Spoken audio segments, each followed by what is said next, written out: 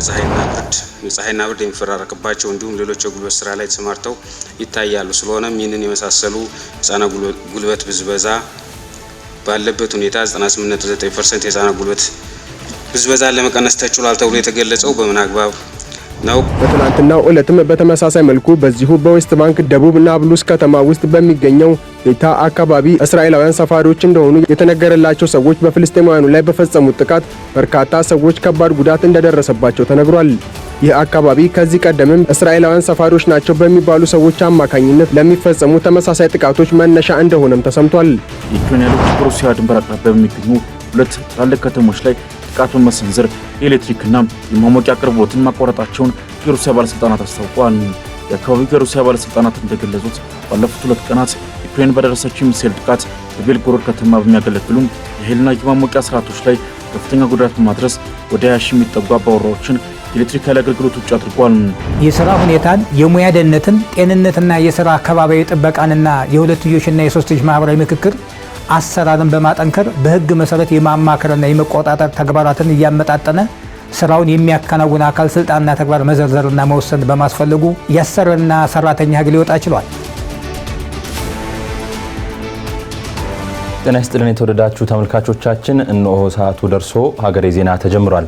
ከዜናዎቹ ጋር ሱባለው ጋሻው አብሬያችሁ ቆይታ አደርጋለሁ። እናንተ የተወደዳችሁም አብራችሁን እንድትቆዩ አክብሮታዊ ግብዣችን ነው። ቀዳሚ ወደምናደርገው ዜና እናልፋለን። የህፃናት የጉልበት ብዝበዛን ለማስቀረት እየተሰራ መሆኑን የሴቶችና ማህበራዊ ጉዳዮች ሚኒስቴር ገለጸ። በተያዘው የበጀት ዓመት በመጀመሪያዎቹ 3 ወራት 856 ህፃናትን ከህገወጥ የሰዎች ዝውውርና መሰል ህገወጥ ስራዎች ማትረፍ እንደተቻለም ተገልጿል። ዳግም ተገኝ ተጨማሪውን አዘጋጅቷል።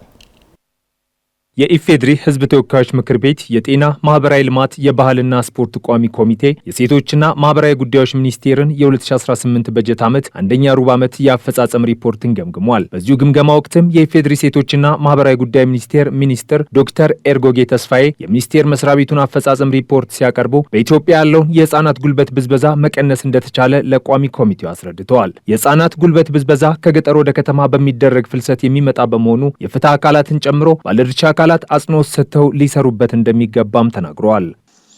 የህፃናት ጉልበት ብዝበዛን ምጣኔ ከመቀነስ አኳያም እንደዚሁ ስራዎችን ሰርተናል።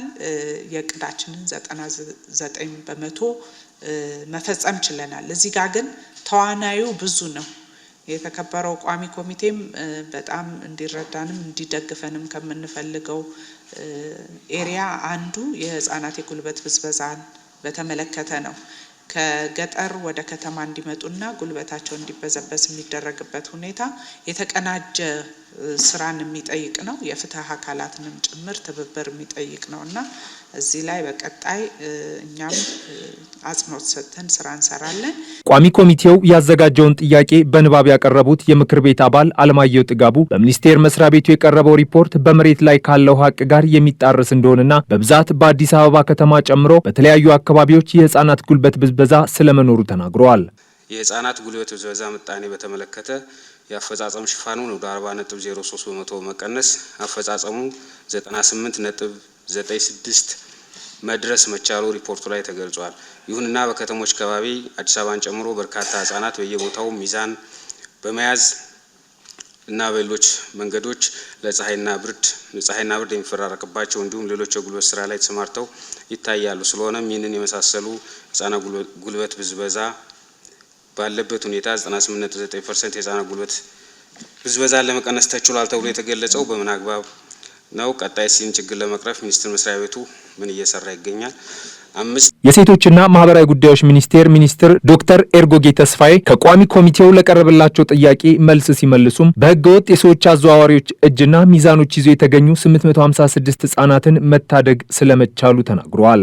ከህጻናት የጉልበት ብዝበዛ ጋር ቅድም ተነስቷል በሰፊው ከሁሉም አካላት ጋር ከቤተሰብ ጀምሮ ማህበረሰብን ጨምሮ በየአካባቢው ያሉ የመንግስት መዋቅሮችን እንደዚሁም የህግ አካላት ጋር በቅንጅት እየሰራን ነው። ወደ 856 የሚሆኑ ህጻናት በአዘዋዋሪዎች እጅ የተገኙ በተለያዩ አካባቢዎች ትንንሽ ሚዛን ይዘው የተገኙ ወደ ጉዳያቸው በደንብ በህግ አግባብ እንዲታይና ወደ ቤተሰባቸው እንዲቀላቀሉ የማድረግ ስራዎች ጉልበታቸውም መብታቸውም እንዳይበዘበዝ እንዳይጣስ ከማድረግ አንጻር ስራ ሰርተናል። 98% ያልነው እንግዲህ ከያዝነው እቅድ አንጻር ነው እንጂ ሙሉ ለሙሉ የህፃናት የጉልበት ብዝበዛን ጨርሰን 98% አድርሰናል አይደለምና ይሄ 856 ህፃናትን መታደግ መቻላችን በዚህ ኳርተር የሰራነውን ምን ያህል ፐርሰንት ነው የሚለውን ለማሳየት ያህል ብቻ እንደሆነ የቋሚ ኮሚቴው እንዲገነዘብልን ማንሳት ፈልጋለሁ። ለአቅመ አዳምና ለአቅመ ሔዋን ያልደረሱ በርካታ ህጻናት በአብዛኛው የዓለም ክፍል በተለያዩ የጉልበት ብዝበዛዎች ይዳረጋሉ። በዚህ መሰረት በዓለም አቀፍ ደረጃ ከ10 ህጻናት አንዱ የጉልበት ብዝበዛ እንደሚደርስበትና በአሁኑ ጊዜም በዓለማችን ቁጥራቸው ከ160 ሚሊዮን በላይ የሚገመት ህጻናት ትምህርት ቤት ሳይሄዱ በጉልበት ስራ ተሰማርተው እንደሚገኙ የሚወጡ መረጃዎች ያመላክታሉ። ቂሊንጦ ልዩ የኢኮኖሚ ዞን ለመድኃኒትና የሕክምና ቁሳቁስ አምራቾች ጥሪ አቅርቧል። በዞን ውስጥ እየሰሩ የሚገኙ ኩባንያዎች ቁጥር 28 መድረሱ ሲነገር በሙሉ አቅሙ ስራ ሲጀምር 1000 ቶን የኮስሞቲክስ ምርት ማምረት አቅም ያለው ፋብሪካ የመጀመሪያ ዙር ግንባታውን አጠናቆ ተመርቋል። ተጨማሪ አለን። በቂሊንጦ ልዩ የኢኮኖሚ ዞን ውስጥ እየሰሩ የሚገኙ ኩባንያዎች ቁጥር 28 መድረሱ ተነግሯል። ዞኑ መድኃኒትና የሕክምና ግብአቶችን ለሚያመርቱ ኩባንያዎች ትኩረቱን ሰጥቶ እንደሚሰራ የተናገሩት የቂሊንጦ ልዩ ኢኮኖሚ ዞን ምክትል ስራ አስኪያጅ ምስክር ማሞ እስከ 70 በመቶ የሚደርሰው የዞኑ ይዞታ አሁንም ኩባንያዎችን ለማስተናገድ ዝግጁ መሆኑን ጠቁመዋል። በዚህ ሰዓት ላይ ከ28 በላይ የሚደርሱ የውጭና የሀገር ውስጥ ባለሀብቶች ይገኛሉ። 5 የሚሆኑት በማምረት ስራ ላይ የተሰማሩ ናቸው። ከ10 በላይ ከግማሽ በላይ የሚሆኑት የኮንስትራክሽን ወይም የግንባታ ሂደት ላይ ነው ያሉት። የቀሩት የሃንዶቨር የመሬቱን መውሰድና ሃንዶቨር ፕሮሰስ ላይ ነው ያሉት። ሶፋር 28 አሉ። በአብዛኛው የሀገር ውስጥ ባለሀብቶች ናቸው። ስለዚህ ልዩ ኢኮኖሚ ዞኑ ወደ 280 ሄክታር ላይ ያረፈ ነው። በተለያየ በኢንፍራስትራክቸር፣ በመሰረተ ልማት፣ በመብራት ውሃ እና ሌሎች የቴሌኮም ላይ ኢኪፕድ የሆነ ነው የተሟላለት ነው። ካሉን መሬቶች ላይ ከተያዘው በ30% ብቻ ነው አሁን የተያዘው እና ብዙ ኢንቨስትመንት ብዙ ኢንቨስተሮችን ኢንቫይት ለማድረግ ሬዲ የሆነ አትሞስፌር ነው ያለው። እሱ በሙሉ አቅም ላይ ሲሰራ ከ60 እስከ 70% ላይ ሲሆን ከዛ በላይ የሚሆኑ የሀገር ውስጥና የተለያዩ የመድኃኒት አምራቾች ይገኛሉ ተብሎ ይጠበቃል። ልዩ የኢኮኖሚ ዞኖች ለውጭ ሀገር ባለሀብቶች ብቻ የተተው ናቸው የሚል የተሳሳተ ግንዛቤ አለ የሚሉት በተለያዩ የማኑፋክቸሪንግ ስራዎቻቸው የሚታወቁት ኢንጂነር ቤጃይ ናይከር ልዩ የኢኮኖሚ ዞኖች አሁን ላይ ስራ ፈጣሪዎችን የማስተናገድ አቅም እንዳላቸው ጠቁመዋል። በባለሀብቱ ዘንድ ልዩ የኢኮኖሚ ዞኖችን የተመለከተ የግንዛቤ ክፍተት መኖሩን ግን አስምረውበታል። የግንዛቤ ችግርም ይመስለኛል። ምክንያቱም ኢንዱስትሪ ፓርኮች ከተወሰነ ዓመታት በፊት በጣም የማይቀመሱ ለአገሪቱ ውስጥ ባለሀብቶች የማይቀመሱ አይነት ነገር ሆኖ ነበር የተቀመጡት። ክፍያቸው በዶላር ነው። እንትናቸው በጣም ብዙ ነገራቸው አስቸጋሪ ነበረ። ሁለተኛ ዞኒንጋቸው አንተ የምትፈልገው ዞኒንግ ቦታ ምናምን አካባቢ ላይ ምናልባት አንተ የምታስበውን ስራ ላትሰራ ትችላለህ። አሁን ግን ሚክስ አድርገውታል። ሁለተኛ ደግሞ ይሄ ያከፋፈል ስርዓትን እና የመሳሰሉትን ነገሮች ዝቅ አድርገውት ለአገር ውስጥ ባለሀብቶች ስፔሻሊ ተኪ ምርት ለሚያመርቱ እንዲመች አድርገው አስቀምጠውታል። ስለዚህ አንዱ ይሄ ይበል የሚያስብል ነገር ነውና የኢንዱስትሪ ፓርኮቻችን እንደዚህ ለወጣት ኢንተርፕረነሮች አክሰስብል ናቸው ማለት ነው። ቂሊንጦ ልዩ የኢኮኖሚ ዞን ውስጥ ገብተው እየሰሩ ከሚገኙ ኩባንያዎች መካከል ማቴዎስ መባ የኮስሞቲክስ ማኒፋክቸሪንግ አንዱ ነው። በ500 ሚሊዮን ብር ካፒታል የኮስሞቲክስ ፋብሪካ እየገነባ የሚገኘው ድርጅቱ በ100 ሚሊዮን ብር ወጪ የገነባውን የመጀመሪያ ዙር ማምረቻ ቅዳሜ ጥቅምት 29 ቀን 2018 ዓ.ም አስመርቋል። የኮስሞቲክስ ኢንዱስትሪ በዓለም ላይ ከፍተኛ ገንዘብ የሚዘዋወርበት መሆኑን የገለጹት የድርጅቱ ምክትል ስራ አስኪያጅ ሳሙኤል ተክለ ኢየሱስ ድርጅታቸውም ሀገር በቀል እጽዋትን በመጠቀም እንደሚያመርት ጠቁመዋል። ወደ ልዩ ኢኮኖሚ ዞን የገቡትም የተመቻቸ ሁኔታ እንዳለ በማረጋገጣቸው መሆኑን ተናግረዋል። የኸርባል ኢንዱስትሪ ወይም ደግሞ የኮስሞቲክስ ኢንዱስትሪ በዓለም ላይ በቢሊዮኖች ዶላር የሚንቀሳቀስበት ኢንዱስትሪ ነው። አሁን እኛ ግን ለቆዳ ለጸጉር ጤንነትና እንክብካቤ የሚረዱ ምርቶችን ነው የምናመርተው። የጸጉር ቅባቶችን እናመርታለን፣ ሳሙናዎች እናመርታለን፣ እንደዚሁም ደግሞ የተለያዩ ሎሽኖችና የቆዳ ቅባቶችን እናመርታለን። ሁሉም ምርቶቻችን ከተፈጥሮ 100% የተፈጥሮ ምርቶች ናቸው። ምንም አይነት ኬሚካሎችን አንጠቀምም። አንድ ፋብሪካ በመገንባት ውስጥ ትልቁ የምናየው ፈተና መሰረተ ልማት ነው። መሰረተ ልማት ባለመሟላቱ ምክንያት መሰረተ ልማት ባለመኖሩ ምክንያት ትልልቅ ፋብሪካዎች ተገንብተው በሚፈለገው ደረጃ ፋንክሽን ላይ ያደርጉ ወይም ኦፕሬት ላይ ያደርጉ ይችላሉ። በዛ ረገድ ይሄኛው ከከተማ በጣም ቅርብ በመሆኑ አይዲያል የሆነ ቦታ ለሎጂስቲክስ በጣም አይዲያል የሆነ ቦታ በመሆኑ መሰረተ ልማቱ የተሟላለት በመሆኑ ከዛም ባለፈ ደግሞ እንደ ኢንዱስትሪ ፓርክ ደግሞ ዴቨሎፕመንት ኮርፖሬሽኑ ሊረዳን ቃል የገባላቸው ኢኒሼቲቮች በጣም አትራክቲቭ በመሆናቸው ነው እንግዲህ እንደ ሀገር ውስጥ ባለሀብት መግባት ያሰብ ነው። ለመድኃኒትና የሕክምና ቁሳቁስ አምራቾች ከሌሎች አምራቾች የተለየ ማበረታቻ እንደሚሰጥ የሚናገሩት የቅሊንጦ ልዩ ኢኮኖሚ ዞን ምክትል ስራ አስኪያጁ ምስክር ማሞ በበኩላቸው ባለሀብቶች ወደ ዞኑ መጥተው እንዲያለሙ ጠይቀዋል። ከሌላው ሴክተር ላይ በተለየ ሁኔታ ለፋርማ ሴክተር የተሰጠ አለ። ኢንካም ታክሶች ሊሆን ይችላል፣ በነፃ የተለያዩ የኮንስትራክሽን ማቴሪያሎችን ዲቲ ፍሪ እንዲያስገቡ ከ6 እስከ 8 ዓመት ፕሮባብሊ ከአናነሱ ከ10 ዓመት በላይ የሪሊፍ የሚሰጥበት ፖቴንሻል አለ። እኛ ጋር አዲስ ባለሀብት ሲመጣ የመጀመሪያውን ሃንዶቨር ካደረገ በኋላ ለ2 ዓመት ክፍያ አይኖረውም። እነዚህ ሞዳሊቲዎች ይበልጥ ባለሀብቱ እየመጣ እንዲሰራ ያደርገዋል። ኤኒ ማኒፋክቸረር እኛ ጋርም ይሁን ሌላ ቦታ ላይ ያለ ማኒፋክቸረር ሙሉ በሙሉ ምርቶቹን ለኢፒኤስኤስ ማቅረብ የሚችልበት ነው። ከዚህም ባሻገር ለሚቀጥሉት 7 ዓመታት ግራንት ኮንፈርሜሽን ይሰጣል ለማርኬት አስሎንጋስ ወይም የሀገር ውስጥ ባለሀብቱ ወይም እዚህ ያለ ባለሀብት ማምረት እስከቻለ ድረስ ምርቶቹን ለ7 ዓመት ቅድመ ክፍያ ሁሉ ከፍሎ ይሄ ትልቅ ኢንሴንቲቭ ነው። የትኛውም ሀገር ላይ የለም። የመጀመሪያ ምዕራፍ የፋብሪካ ግንባታውን ያጠናቀቀው ማቴዎስ መባ ኮስሞቲክስ ማኑፋክቸሪንግ በሙሉ አቅሙ ወደ ስራ ሲገባ በዓመት 1000 ቶን ምርት የማምረት አቅም እንደሚኖረው ተነግሯል። የእስራኤል ጦር በተቆጣጠራቸው የዌስት ባንክ አካባቢዎች ተደጋጋሚ ጥቃቶች እየተፈጸሙ ነው ተባለ። ባሳለፍነው ጥቅምት ወር ብቻ ከ260 በላይ የሚሆኑ ጥቃቶች መፈጸማቸው ነው የተነገረው። ደምሰው ሽፈራው በእስራኤልና በሐማስ መካከል ለ2 ዓመት ሲካሄድ የቆየው ጦርነት በትራምፕ አማካኝነት በቀረበው የተኩስ አቁም ስምምነት አካባቢው ላይ መጠነኛ መረጋጋት ታይቷል። የመጀመሪያው ዙር የተኩስ አቁም ከሁለቱም ወገኖች የቃላት ጦርነቶችንና መካሰሶችን እየፈጠረም ቢሆን ቀጥሏል። ስምምነቱ ከተደረገበት ቀን በኋላ የእስራኤል ጦር የተወሰኑ ጥቃቶችን በጋዛ የተወሰኑ ክፍሎች ላይ መፈጸሙ ይታወቃል።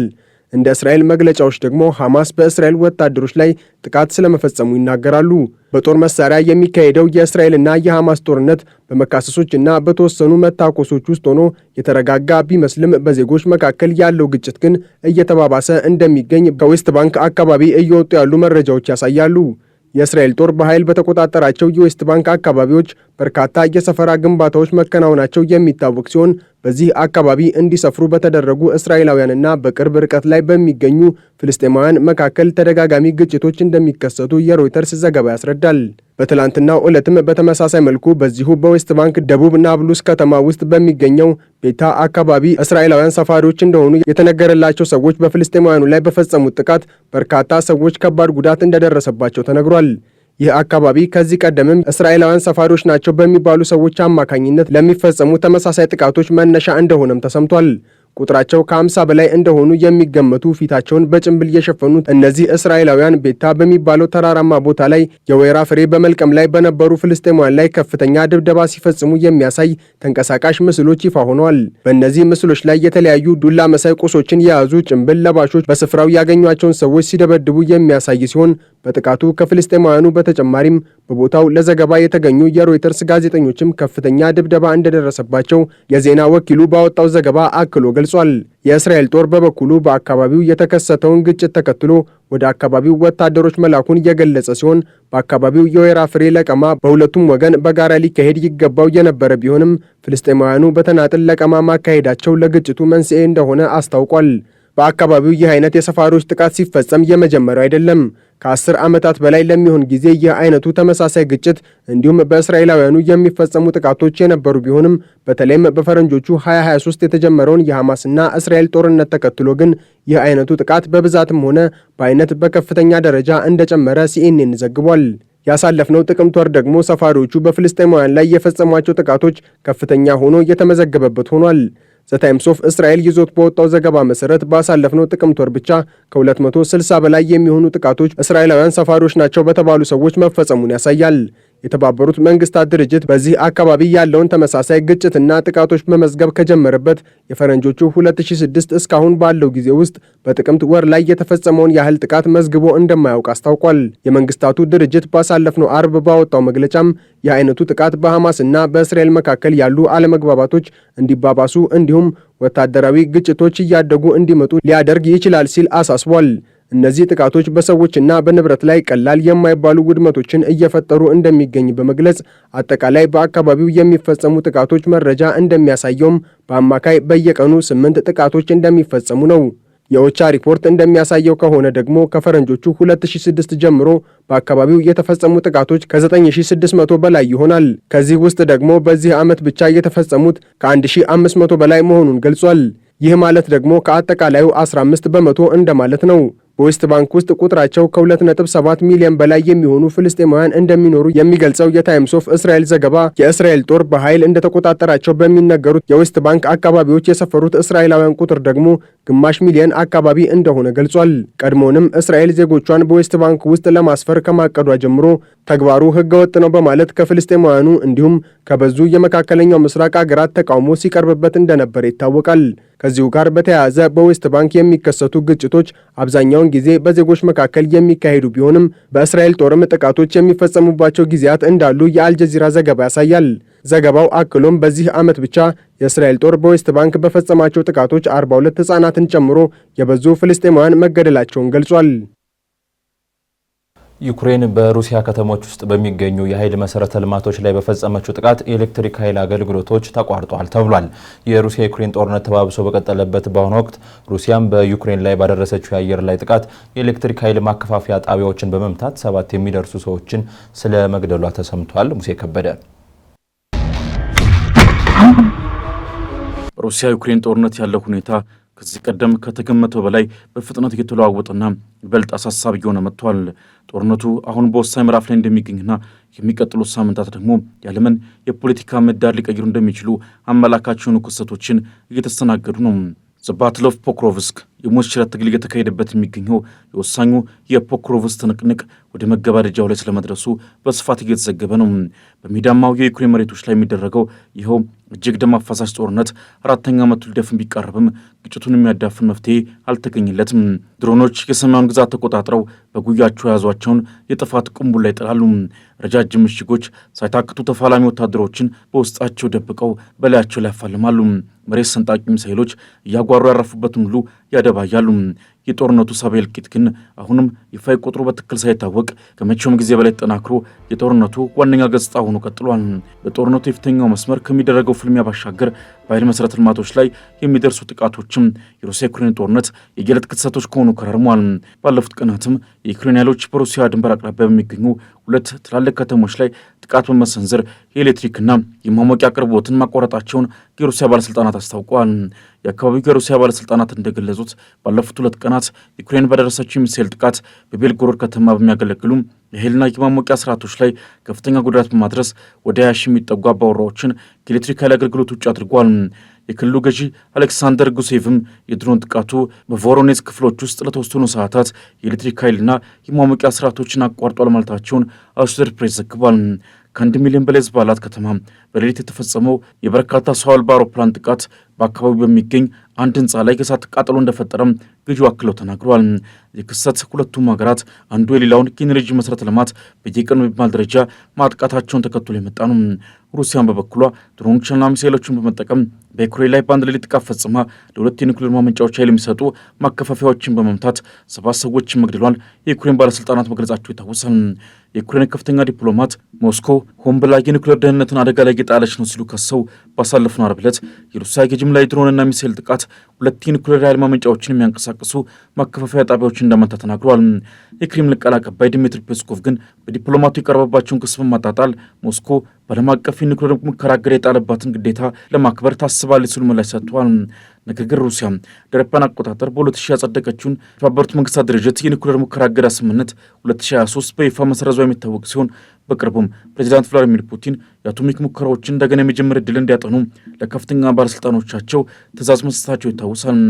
በቀዝቃዛ ጦርነት ታሪክ ውስጥ እንደተመለከትነው ሀያላን ሀገራት በግጭቱ ሲሆኑ እያንዳንዱ እርምጃዎች በስሌትና ለተቃራኒ ወገን ግልጽ መልእክት ለማስተላለፍ ታስበው የሚደረግ ሲሆን አሁን እየተወሰዱ ያሉትን እርምጃዎችም ከዚህ አንጻር መመርመሩ ይግድ ይላል። በተለይም በኃይል መሰረተ ልማቶች ላይ የሚፈጸሙ ጥቃቶች ጦርነቱ ከወታደራዊ ኢላማዎች አልፎ የህዝብን የዕለት ተዕለት ኑሮ በቀጥታ በሚጎዳበት ደረጃ መሸጋገሩን ያሳያል። የሁለቱም ወገኖች የሚሳኤልና ድሮን ልውውጥ ወይም ቲት ፎር ታት የበቀል ጥቃቶች አሁንም የጦርነቱ ዋነኛ መገለጫ እየሆኑ የመጡ ቢሆንም የሁለቱ ሀገራት አቅም እኩል ባለመሆኑ ግን የሩሲያ ምላሽ ሁሌም በከፍተኛ ደረጃ የላቀና አውዳሚ ስለመሆኑ ሮይተርስ በሰፊው አስተዋዳሷል። ክሬምሊን በዚህ ጥቃት እያስተላለፈ ያለው መልእክት ግልጽ ነው የሚለው ዘገባው ዩክሬን በምዕራባውያን የጦር መሳሪያ ድጋፍ በሩሲያ ከተሞች ላይ የምትፈጽመው እያንዳንዱ ጥቃት በዩክሬን ሕዝብ ላይ እጥፍ ድርብ መከራ እንደሚያመጣ ፑቲን በተግባር እያሳዩ መሆናቸውን ያታል። ይህ ስልት የዩክሬን ሕዝብ ሞራል ለመስበርና በፕሬዚዳንት ዘለንስኪ መንግስት ላይ ጫና ለመፍጠር ያለ መስለሙን እየተነገረ ነው።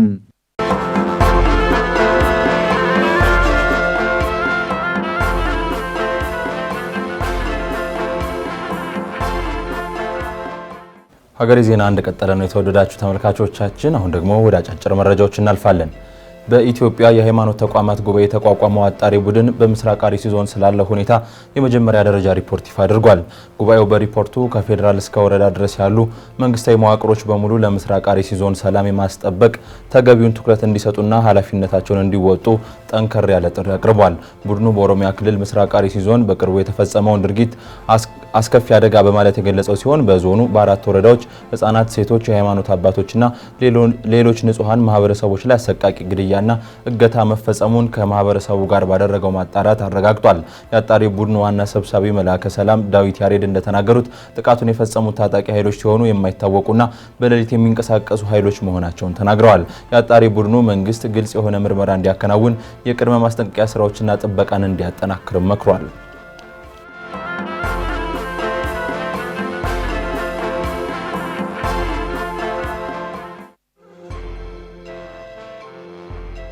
ስድስተኛው የአፍሪካ የመሬት አስተዳደር ፖሊሲ ጉባኤ በአዲስ አበባ በሚገኘው የተባበሩት መንግስታት የስብሰባ ማዕከል መካሄድ ጀምሯል። ጉባኤው በአፍሪካውያንና በአፍሪካውያን ዲያስፖራዎች የመሬት አስተዳደር፣ ፍትህና ካሳ ጉዳዮች ዙሪያ ትኩረት አድርጎ እየመከረ ነው።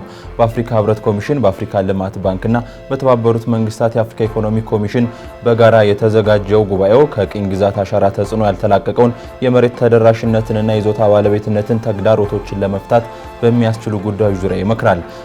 ዘላቂ የመሬት አስተዳደር ፖሊሲዎችን ማሻሻል በሚቻልባቸው ሁኔታዎች ላይ እንደሚወያይም ተገልጿል። በጉባኤው ላይ ከተለያዩ የአፍሪካ ሀገራትና ዓለም አቀፍ አጋር ድርጅቶች፣ ፖሊሲ አውጪዎች፣ ተመራማሪዎችን ጨምሮ ባለድርሻ አካላት ተገኝተዋል።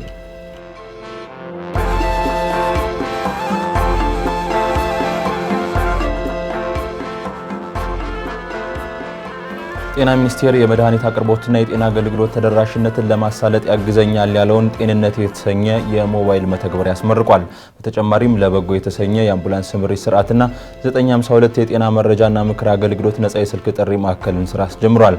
ፕሬዚዳንት ታዬ አጽቀሥላሴም በሽታን ከመከላከል ባለፈ አክሞ ማዳን ላይ ውጤታማ ስራ መሰራቱን ገልጸዋል። የዜጎችን የጤና አገልግሎት ለማዘመን የተከናወኑ ስራዎች ውጤት እየተመዘገበባቸው መሆኑን ጠቁመው ይፋ የተደረጉት መተግበሪያዎችም ዜጎች ቀልጣፋ፣ ፍትሐዊና ጥራቱን የጠበቀ የጤና አገልግሎት ማግኘት የሚያስችላቸው መሆኑን ተናግረዋል። በራስ አቅም የበለጸጉት እነዚህ መተግበሪያዎች በጤና ስርዓቱ በጉልህ የሚያግዙ መሆናቸውን አንስተው በጤና ስርዓቱ ላይ የራሳቸውን አስተዋጽኦ እንደሚያበረክቱ ያላቸውን እምነት ገልጸዋል።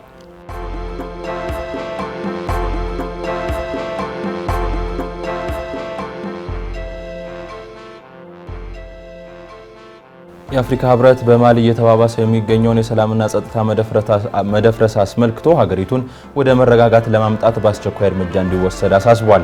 በሀገሪቱ ያለው የሰላም ሁኔታ ከጊዜ ወደ ጊዜ እየተባባሰ መሆኑን የገለጹት የህብረቱ ሊቀመንበር መሐመድ አሊ የሱፍ የንጹሃን ዜጎችን ህይወት ለመታደግ እርምጃዎች እየተወሰዱ መሆናቸውን ተናግረዋል። በቅርብ ጊዜያት የተደረጉ አፈናዎችን አጥብቀን እናወግዛለን፣ የታፈኑ ሰዎችን በቶሎ እንዲፈቱ እናሳስባለን ያሉት ሊቀመንበሩ ድርጊቶቹ ዓለም አቀፍ የሰብአዊ መብት ጥሰቶች መሆናቸውን ገልጸዋል። ድጋፍ ለሚያስፈልጋቸው ሀገራትና ዜጎችም ድጋፍ እንዲደረግ ጥሪ አቅርበዋል። በጦርነት ቀጠና ውስጥ የምትገኘው ምዕራብ አፍሪካዊቱ ሀገር ማሊ በሰላም መደፍረስ ምክንያት በርካታ ተቋማቷ የወደሙ ሲሆን ዩኒቨርሲቲዎችን ጨምሮ ሌሎች የትምህርት ተቋማት ተዘግተው ይገኛሉ። አሜሪካና ፈረንሳይን ጨምሮ ሌሎች ሀገራትም ዜጎቻቸው ማሊን ለቀው እንዲወጡ ማሳሰቢያ ሰጥተዋል ሲል አናዶሉ ዘግቧል።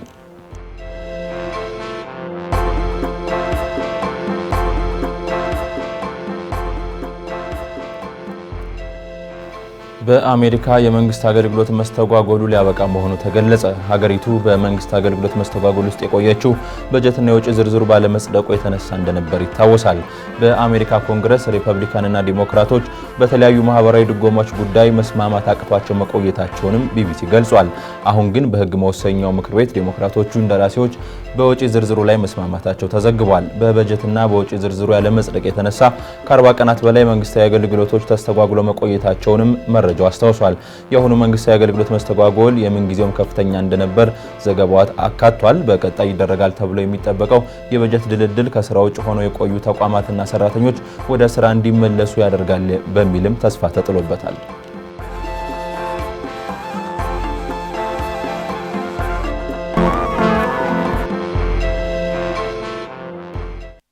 ሰው ሰራሽ አስተውሎት የሰዎችን ቦታ በመተካት በተለያዩ ድርጅቶችና ተቋማት ውስጥ ሰራተኞችን ከስራ እያፈናቀለ እንዳለ ጥናት አመላክቷል። በእንግሊዝ ሀገር በተደረገው ጥናት በሚቀጥለው ዓመት ብቻ ከአንድ ድርጅት ውስጥ ከ10 በመቶ በላይ የሚሆኑ ሰራተኞች ቅነሳ ሊደረግ እንደሚችል በጥናቱ ተመላክቷል። ምህረት ደግፍ በቢዝነስ ጥንቅሯ ተመልክተዋለች።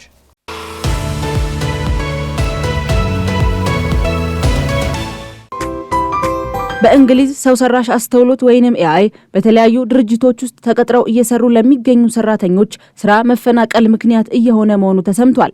ሰው ሰራሽ አስተውሎት ወይንም ኤአይ በሚቀጥለው ዓመትም በሰዎች የስራ መደብ በመተካት ስራ እንደሚጀምሩ ጥናቶች አመላክተዋል።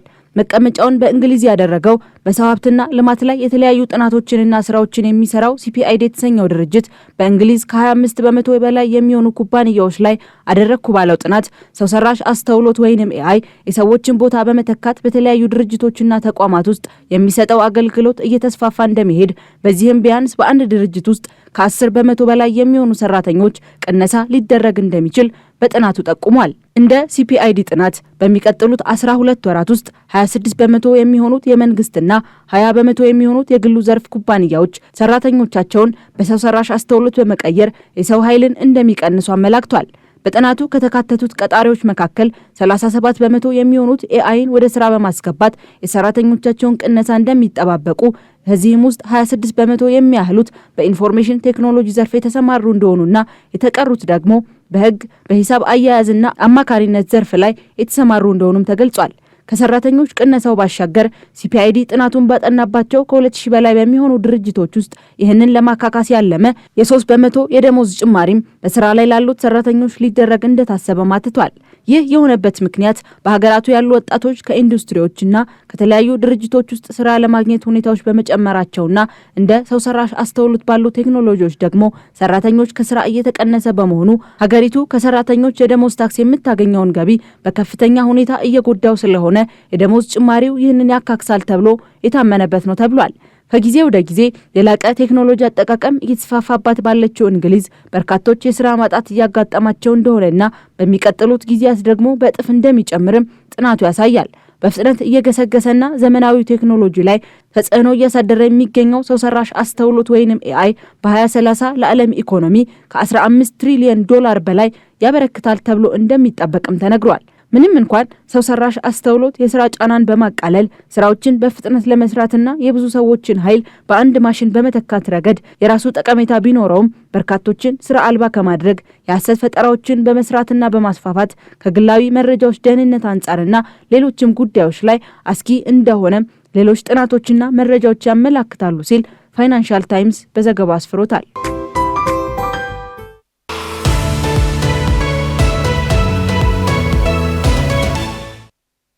የስራ መሪ ማለት በህግ ወይም እንደ ድርጅቱ የስራ ጠባይ ባሰሪው በተሰጠው የውክልና ስልጣን መሰረት የስራ አመራር ፖሊሲዎችን የማውጣትና የማስፈጸም ስልጣን ያለው ሰው ነው። አንድ ሰራተኛ የስራ መሪ ነው ወይስ አይደለም በሚል ክርክር ሲነሳ ምን አይነት መስፈርቶችን ሊያሟላ ይገባል የሚለው የዛሬው ከጠበቃው ጋር ጥንቅራችን ትኩረት ነው። ወደዛው እንለፍ።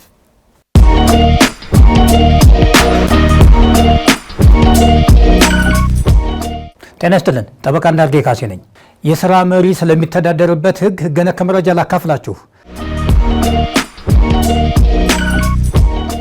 አሰሪና ሰራተኛ የጋራ ላይ ኖሯቸው የስራ ግንኙነቶቻቸውን መሰረታዊ በሆኑና በህግ በተደነገጉ መብቶችና ግዴታዎች ላይ በመመስረት አስተማማኝ የኢንዱስትሪ ሰላም፣ የዘላቂ ምርታማነትና የገበያ ተወዳዳሪነት አቅም በመፍጠር ሀገራችን ለተያዘችው ፈጣን የኢኮኖሚ እድገት የማስመዝገብ ብሔራዊ ግብ በትብብርና በጋራ እንዲሰሩ ማድረግ ጠቃሚ በመሆኑ ሰራተኞችና ሰዎች የየራሳቸውን ማህበራት በሙሉ ፈቃድና ነጻነት በማቋቋም በመረጧቸው ህጋዊ እክሎች አማካኝነት መብትና ጥቅማቸውን ለማስጠበቅና ግዴታዎቻቸውን በአግባቡ ለመወጣት የህብረት ድርድር እንዲያደርጉ በመካከላቸው የሚነሱ የስራ ክርክሮችም የማህበራዊ ምክክር ስርዓትን ጨምሮ በሌሎች አማራጭ መድረኮች በተቀላጠፈ ሁኔታ መፍትሄ እንዲያገኙ የሚያስችል ስርዓት መዝጋት አስፈላጊ በመሆኑ ሰራተኞችና አሰሪዎች የየራሳቸውን ማህበራት በሙሉ ፈቃድና ነጻነት መሰረታዊ የስራ ላይ መብቶችንና ግዴታዎችን ግንዛቤ ውስጥ በማስገባት ለኢንቨስትመንትና ሀገራዊ የኢኮኖሚ እድገት ግቦች መሳካት ምቹ ሁኔታ መፍጠር የሚያስችል የአሰሪና ሰራተኛ ጉዳይ አስተዳደር ስርዓት መመስረት አስፈላጊ እንዲቻል እንዲሁም የስራ ሁኔታን፣ የሙያ ደህንነትን፣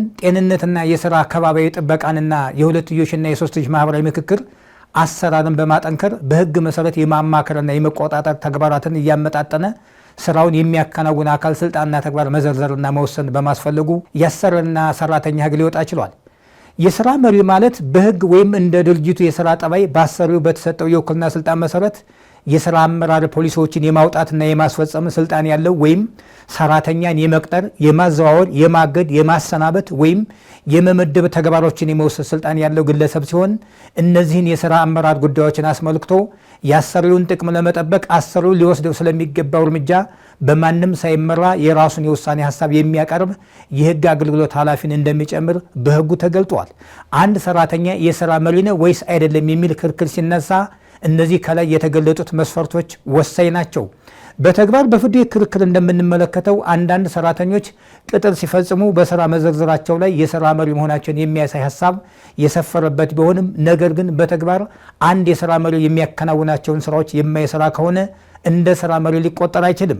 በተቃራኒው አንድ ሰራተኛ ሲቀጠር ተራ ሰራተኛ መሆኑን የሚያሳይ የቅጥር ደብዳቤ ከተሰጠው በኋላ በተግባር እያከናወነ ያለው አንድ የስራ መሪ የሚያከናውናቸውን ተግባራት የሚፈጽም ከሆነ የስራ መሪ ከመሆን አያልፍም። ዋናው ነገር በቅጥር ደብዳቤ ላይ የተገለጠው ስያሜ ሳይሆን በተግባር ከሚያከናውነው ስራ ላይ ነው።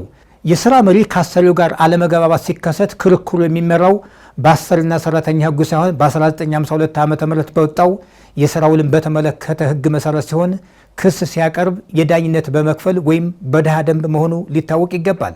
አመሰግናለሁ።